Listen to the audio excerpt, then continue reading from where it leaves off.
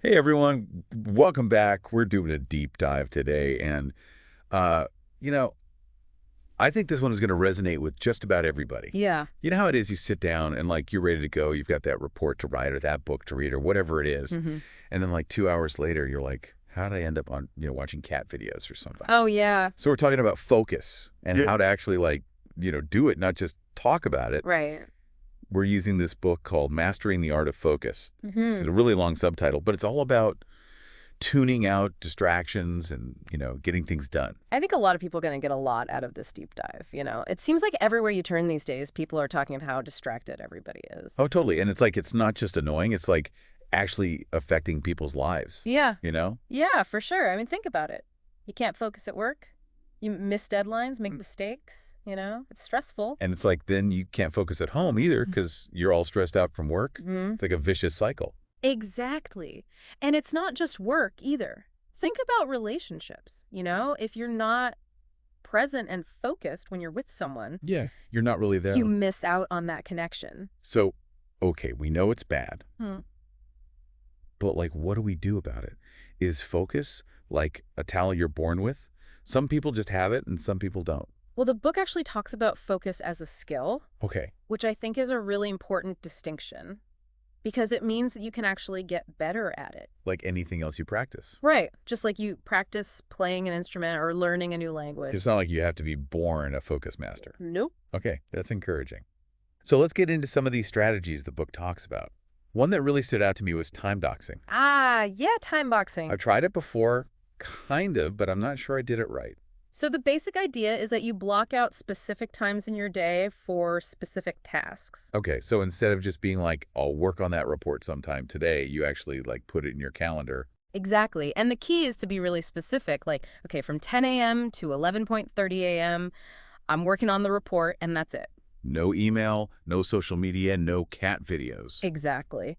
And what this does is it eliminates that decision fatigue that we all experience, when you're constantly having to decide what to do next. Yeah, I feel that just making those decisions all day long is exhausting. Right. So with time boxing, you've already made the decision, so you can just focus on the task at hand. Okay, that makes a lot of sense. As But I know for me, even when I do time box, I still have trouble sticking to it.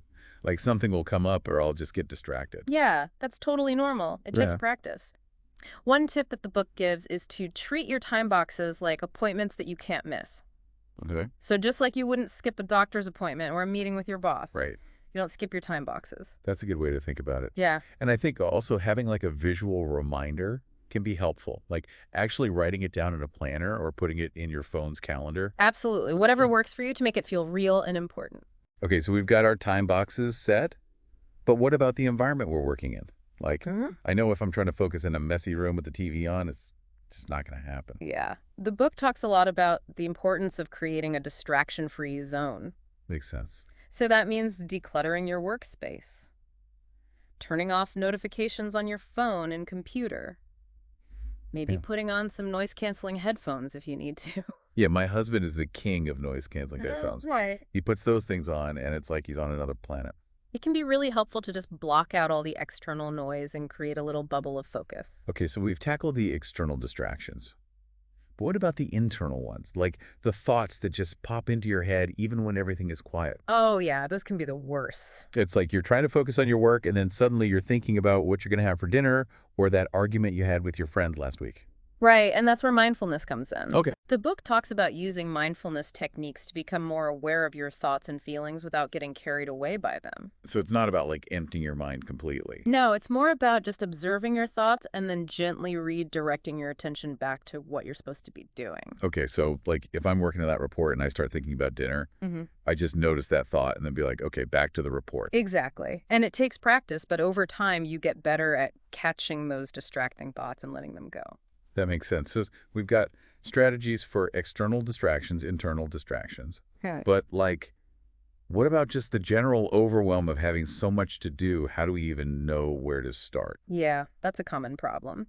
And the book suggests using a tool called the Eisenhower Matrix to help you prioritize your tasks. Okay, I've heard of that, but I'm not sure I totally get it. So basically, it's a matrix with four quadrants, and you categorize your tasks based on whether they're urgent and important So the most important tasks are the ones that are both urgent and important. Those are the things you need to do right away. Like if your house is on fire. Exactly. Then you've got tasks that are important but not urgent. Those are things you need to schedule time for, like long-term projects or planning for the future. And then there are things that are urgent but not important, like maybe you get a phone call from a telemarketer. Right.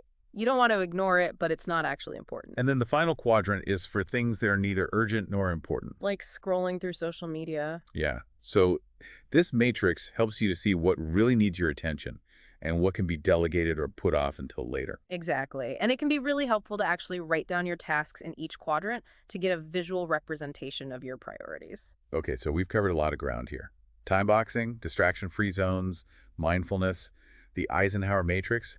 It's a lot to take in. It is. So where should people start? What's the first step? Well, I think the most important thing is to just pick one or two things that resonate with you and try them out. Yeah, don't try to do everything at once. Right. Start small and see what works. Maybe you try time boxing for a week, or you declutter your workspace and see if that makes a difference. And I think it's important to remember that this is a process. It's not like you're going to become a focus master overnight. Exactly. It takes time and practice. But the good news is that it's a skill you can learn. And the benefits are so worth it. Totally. Yeah. I mean, imagine being able to actually focus on what you want to focus on, getting things done, feeling less stressed. And not just getting things done, but also being more present in your life, enjoying your relationships, being more creative. Yeah, it's about so much more than just productivity. It's about living a more intentional and fulfilling life. I love that. Well, this has been an amazing deep dive. I feel like I've learned so much. Me too. And I'm excited to start putting some of these strategies into practice. Yeah, me too. So to all our listeners out there, what resonated with you the most? What are you going to try out? Let us know. And in the meantime, keep practicing that focus muscle. You got this. You really do. It's amazing what you can accomplish when you can really focus your attention. Couldn't agree more. All right, everyone. That's it for today's deep dive. Thanks for listening. See you next time.